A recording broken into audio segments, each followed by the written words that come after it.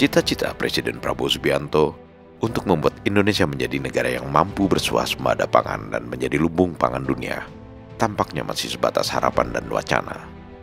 Belum terlihat ada langkah-langkah konkret dari kementerian-kementerian terkait yang memperlihatkan adanya program nyata untuk merintis upaya menuju swasembada pangan. Senyampang dengan itu, Kementerian Koordinator Bidang Pangan bersama Perusahaan Umum Badan Usaha Logistik atau Perumbulog justru berencana mengimpor beras lagi sebanyak 1 juta ton guna memenuhi persediaan beras di dalam negeri hingga akhir 2024. Artinya, kita harus menerima kenyataan bahwa Indonesia hingga sekarang masih menjadi negara pengimpor beras, dan ironisnya, beras itu akan diimpor dari negara-negara yang sama-sama tergolong negara berkembang seperti India, Thailand, Vietnam, Pakistan, dan Myanmar, negara-negara yang sering dianggap lebih miskin dari Indonesia. Menteri Koordinator Bidang Pangan Zulkifli Hasan atau Zulhas berkilah, beras yang bakal diimpor itu sebenarnya merupakan sisa kuota beras untuk tahun 2024. Pemerintahan Jokowi telah lama menetapkan kuota impor beras untuk tahun 2024 sebanyak 3,6 juta ton dan baru terrealisasikan sebanyak 2,6 juta ton, sehingga sisanya sebanyak 1 juta ton harus segera diimpor menjelang akhir tahun ini. Rinciannya, 150.000 ton akan segera tiba di Indonesia dalam waktu dekat, dan sisanya sebanyak 850.000 ton akan dikejar untuk memenuhi kuota tersebut. Kuota impor beras untuk tahun 2024 ini telah ditetapkan sejak tahun lalu. Dengan kata lain, impor beras sebanyak 1 juta ton itu hakikatnya merupakan warisan dari pemerintahan Jokowi kepada pemerintahan Prabowo Subianto. Tujuannya tak lain untuk memastikan terjaganya cadangan beras pemerintah. Menurut Zulhas, sedikitnya harus tersedia cadangan beras sebanyak 2 juta ton pada akhir tahun ini, guna memenuhi kebutuhan dalam negeri hingga tahun depan. Zulhas juga menegaskan tidak ada penambahan kuota beras impor selain yang 1 juta ton tersebut. Jadi ini bukan impor beras baru. Tolong teman-teman ya, nanti saya dimarahi sama publik.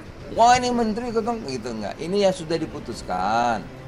Ya sudah diputuskan realisasinya. Ini diputuskan tahun lalu, ya. Jadi nanti beritanya tuh Menko Pangan ngimpor beras, jangan begitu dong, ya kan? Ini sudah diputuskan tahun lalu, 3,6 realisasinya yang belum selesai.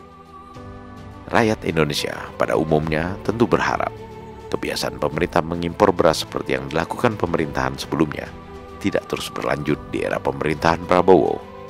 Rakyat ingin agar cita-cita Presiden Prabowo berswasembada pangan benar-benar menjadi kenyataan. Sejauh ini, Presiden Prabowo Subianto telah mengalokasikan anggaran sebesar 15 triliun rupiah untuk mencetak sekitar 150.000 hektar lahan persawahan baru dan intensifikasi 80.000 hektar lahan pertanian yang akan mulai digarap pada tahun 2025. Program ini menurut Zulhas merupakan bagian dari upaya pemerintah untuk mencapai swasembada pangan pada tahun 2028-2029. Zulhas juga mengatakan, anggaran untuk program ketahanan pangan tahun depan diproyeksikan mencapai 139,4 triliun rupiah yang tersebar di berbagai sektor. Di dalamnya termasuk dana desa sebesar 16,259 triliun rupiah untuk mendukung program ketahanan pangan lokal. Untuk mempercepat program swasembada pangan dan ketahanan pangan, ada baiknya pemerintah mengadopsi inovasi-inovasi pertanian yang dilakukan masyarakat, seperti metode Tani Nusantara yang telah dikembangkan para petani muda di Nusa Tenggara Timur atau NTT. Metode Tani Nusantara ini sudah mulai tersebar ke berbagai wilayah Indonesia. Para petani di berbagai provinsi sudah mulai mengikuti pelatihan-pelatihan mengenai metode Tani Nusantara, serta mempraktekannya di daerah mereka masing-masing.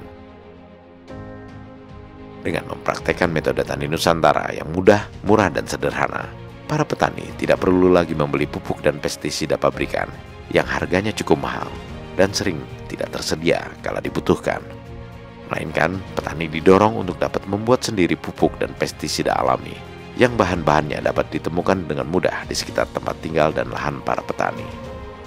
Sehingga bisa langsung memangkas biaya produksi pertanian dan tentu saja dengan sendirinya akan meningkatkan penghasilan para petani. Dengan menerapkan metode Tani Nusantara secara luas ke seluruh Indonesia, atas dukungan pemerintah, subsidi kepada para petani berupa dana untuk membeli pupuk dan pestisida pabrikan bisa dialihkan ke bidang-bidang lainnya yang lebih penting dan lebih berdaya guna, seperti pembangunan saluran-saluran irigasi ke setiap lahan pertanian misalnya. Namun, sekali lagi, semua ini hanya bisa terlaksana bila mendapat dukungan penuh dari pemerintah.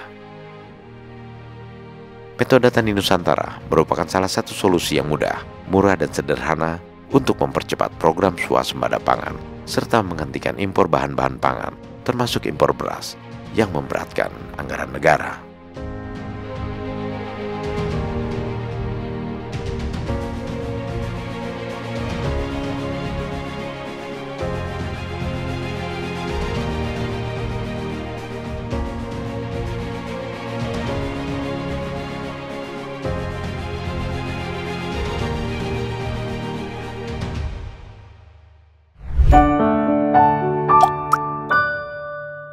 Men of our time.